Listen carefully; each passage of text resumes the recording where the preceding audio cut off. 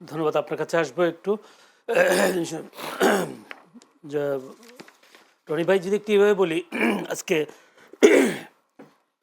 পররাষ্ট্র প্রতিমন্ত্রী শামা ওবায়দ তিনি বলছেন মেরুদণ্ড সোজা রেখে সব দেশের সঙ্গে সম্পর্কে এগিয়ে নিতে চায় বাংলাদেশ।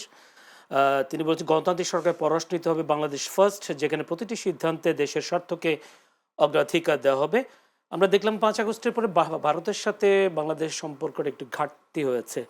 এখন কি মনে হয় ভারতের সাথে সম্পর্ক কি আগের মতো বা নতুন করে আরো বেশি ভালো সম্পর্ক স্বাভাবিক হবে কিনা বা সম্পর্ক গড়ে উঠবে কিনা? দেখেন, একটা কথা বলি, পরিবর্তন হচ্ছে এটা আপনি বুঝবেন কিভাবে? পরিবর্তনের একটা বড় ইন্ডিকেটর হলো সম্পর্কের পরিবর্তন।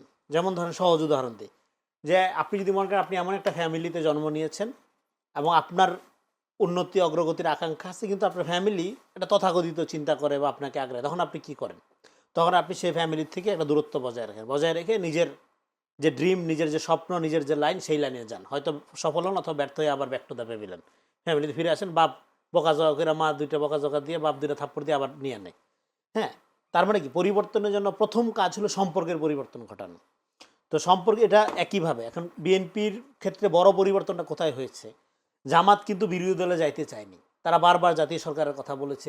সর্বশেষ আমি যে খবর আপনার পাইছি, 15টা সিট 3টা মন্ত্রণালয়, তাতেও তারা বিরোধী দলের। কারণ তারা তো ক্যাডার ভিত্তিক রাজনৈতিক অর্গানাইজেশন, তারা সবসময় প্রো ইস্টাবলিশমেন্ট, সবসময় কোনো না কোনো ফর্মে ক্ষমতার সাথে থাকতে হয় তাদের, ছেড়ে যেই আমলই হোক।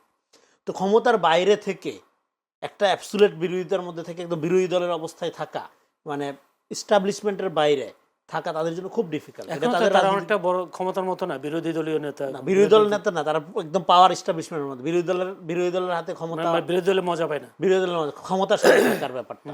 হ্যাঁ, সেইটা তারা সবসময় চাইছিল। তো সেটা বিএনপি এত কিছুর, এবং এই কারণে বিএনপি আসলে চাঁদাবাজ হয়ে গেছিল নির্বাচনের আগে, এই কারণে তারেক রহমান খুব খারাপ হয়ে গেছিল।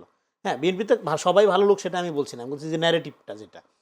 তো এই জন্য এই পরিবর্তনটা প্রথম শুরু করছিল তারা, তাদের দীর্ঘদিনের মিত্র আবার জামাত।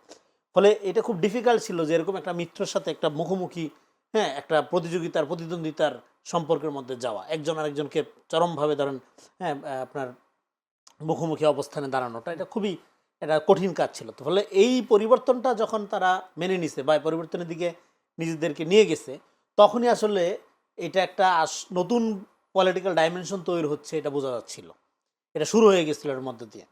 তো এখন এর ফলে আসলে দেশীয় স্ট্রাকচারে যেটা, অ্যাট দ্য সেম টাইম এটা পররাষ্ট্রনীতি আপনি যেটা বললেন, সেখানেও এটা প্রভাব ফেলবে স্বাভাবিক। সেই পররাষ্ট্রনীতির ক্ষেত্রে এখানে আমরা দেখলাম কি, কথায় কথায় এন্টি ইন্ডিয়ান, দিল্লি না ঢাকা।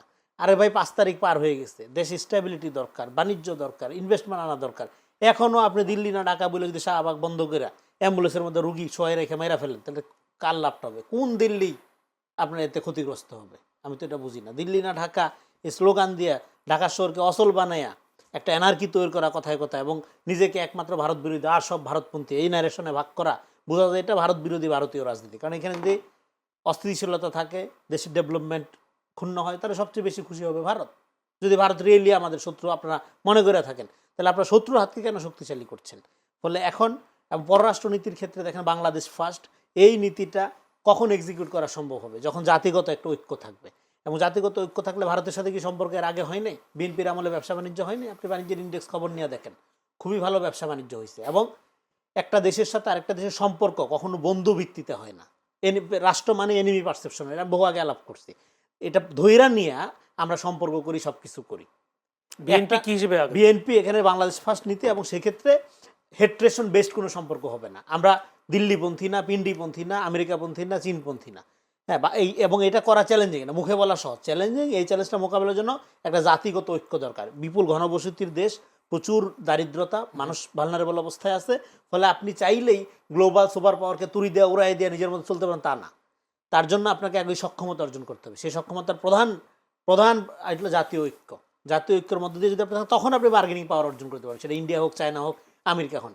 কিন্তু তা না করে আপনি নিজেই যদি শততা বিভক্ত থাকেন এবং আপনার ন্যাশনাল ইন্টারেস্টটা যদি প্রোটেক্ট করার ব্যাপারে একটা জাতীয় ঐক্য না থাকে, আপনারা আলাদা বিরোধিতা রাজনীতি করেন একজন, তখন কিন্তু আপনি আসলে ভারত চায় না, কারোর সাথেই সুবিধা করতে পারবেন না। আর ভারতের ব্যাপারটা এখানে সবসময় একটা পলিটিক্যাল র্যাটরিক্স আকারে হাজির করা হয়। কেন?